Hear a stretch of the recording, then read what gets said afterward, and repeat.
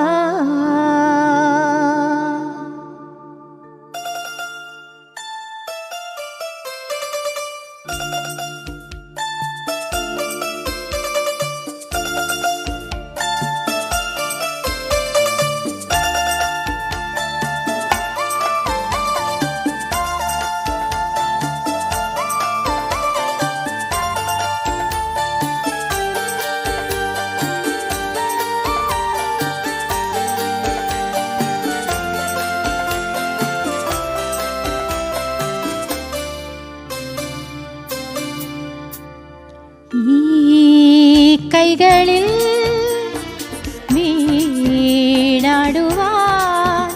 സ്വപ്നം പോലെ ഞാൻ വന്നു വന്നു വന്നു. ഈ കുമ്പിളിൽ തേൻ തുള്ളികൾ മിന്നിൻ ദാഹമാ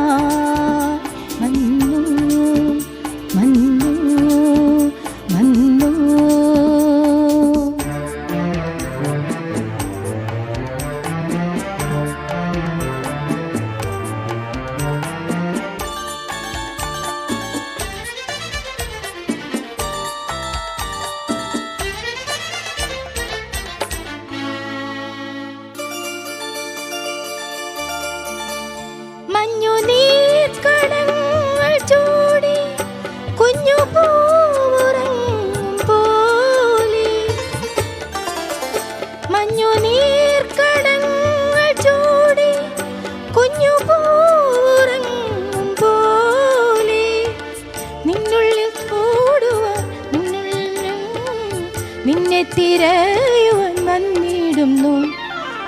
ഈ കൈകളിൽ വീണാടുവാൻ മിന്നും പോലെ ഞാൻ വന്നു വന്നു വന്നു.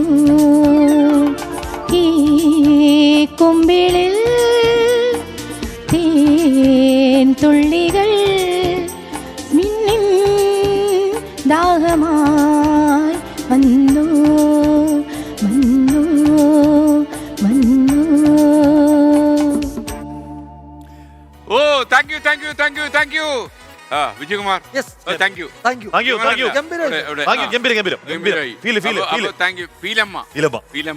Okay Feelamma, thank you Vasantha Saseendran.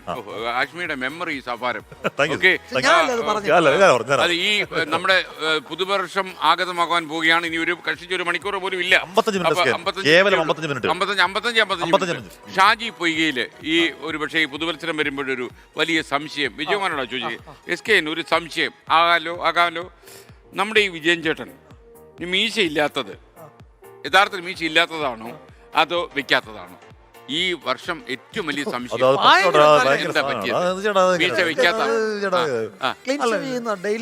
അല്ലല്ല, മീശ അത് പ്രേക്ഷകന്റെ സംശയം കിളിർക്കാത്തതാണ്. ഈ രാജ്യത്ത് ഒരു പ്രശ്നമാണ്. നമ്മൾ ഒരിക്കലും ക്ലീൻ ഷേവ് ചെയ്ത് കഴിഞ്ഞാൽ പിന്നെ നമുക്ക് മീശ വെക്കാൻ തോന്നാറില്ല. മീശക്കാരൻ അതൊരു വിഷയമല്ല. എന്നാലും ഷാജി പൊയ്കയിൽ കണ്ടില്ലേ? ഞാൻ നോക്ക് നമുക്ക് ഞാൻ വെറുതെ ചോദിച്ചല്ല. മീശ പ്രശ്നമാവാ.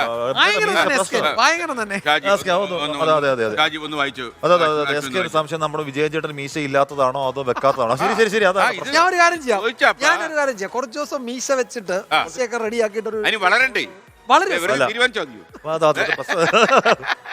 കുറച്ച് ഡിസംബർ 31-ാം തീയതി ചോദിക്കാൻ പറ്റിയ ചോദ്യം. കഷ്ടമായി കുറച്ച് കരട്